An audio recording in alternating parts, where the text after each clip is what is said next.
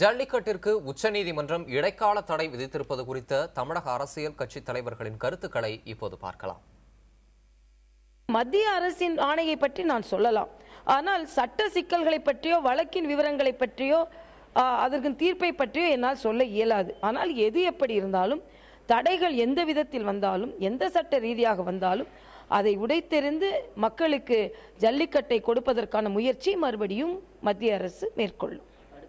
சரி, இப்பொழுது உடனடியாக ஒரு உத்தரவு வந்துவிட்டால் அதற்கு பிறகு மீண்டும் உச்சநீதிமன்றத்தின் தலைமை நீதிபதி வீட்டுக்கே போய் கதவை தட்டி அந்த உத்தரவுகளை மாற்றினார்களே பல பிரச்சனைகளில், அதுபோல இது ஒரு கடுமையான பிரச்சனை, it is a serious matter அங்கிற உணர்வோடு மத்திய அரசு உடனடியாக செயல்பட்டு அவர்கள் இதற்கு மேலமர்வுக்கு கொண்டு போக முயற்சிக்கலாம், அல்லது ஒரு ஆர்டினன்ஸ், ஒரு அவசர சட்டம் உடனடியாக பிறப்பிப்பதற்கு முயற்சிக்கலாம்.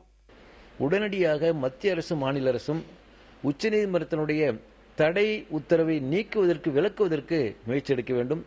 உச்சநீதிமன்றம் விதித்திருக்கக்கூடிய அந்த இடைக்கால தடை என்பது ஏற்படுவதல்ல, ஒரு பாரம்பரியமான விளையாட்டு என்று வருகிற போது மேலை நாடு ஐரோப்பிய நாடுகள் கூட உங்களுக்கு இப்படிப்பட்ட மாடு விரட்டு என்பது பல வடிவங்களில் நடந்துகிட்டு இருக்கு. ஆகவே இது உச்சநீதிமன்றத்தினுடைய இடைக்கால தடை என்பது ஏற்படுவதல்ல.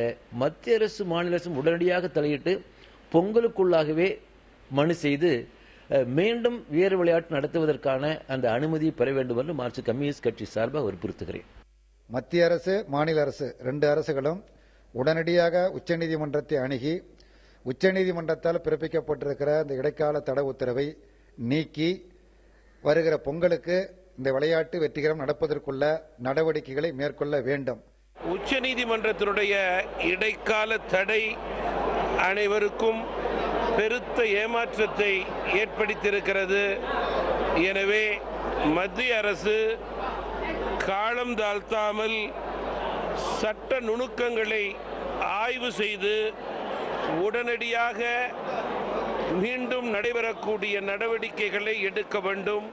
ஜல்லிக்கட்டுக்கு தடை விதித்து அதிர்ச்சி அளிக்கிறது. ஆனாலும் இதை நாங்கள் முன்கூட்டியே சொல்லியிருந்தோம், இதற்கு நீதிமன்றத்தில் ஏதோ தடை விதிக்காமல் பார்த்து கொள்ள வேண்டும் என்று.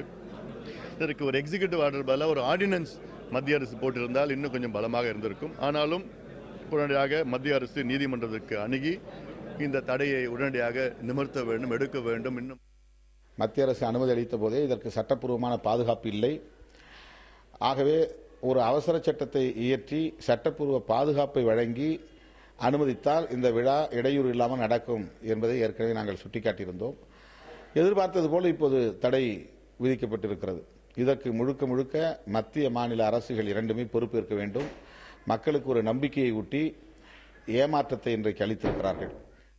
தமிழக அரசும் மைய அரசும் உச்சநீதிமன்றத்தில் மேல்முறையீடு செய்து எப்படியாவது இதை கொண்டாடுகிற ஒரு நிலையை ஏற்படுத்தி தர வேண்டும் என்பது இந்திய ஜனநாயக கட்சியினுடைய நிலைப்பாடு. ஒரு சட்டம்ங்கிறது மக்களுக்காக தான். அரசு என்பது மக்களால் தேர்வு செய்யப்பட்ட இயந்திரம் தான், அது மக்களுக்காகத்தான். அதே மாதிரி தான் நீதியும்.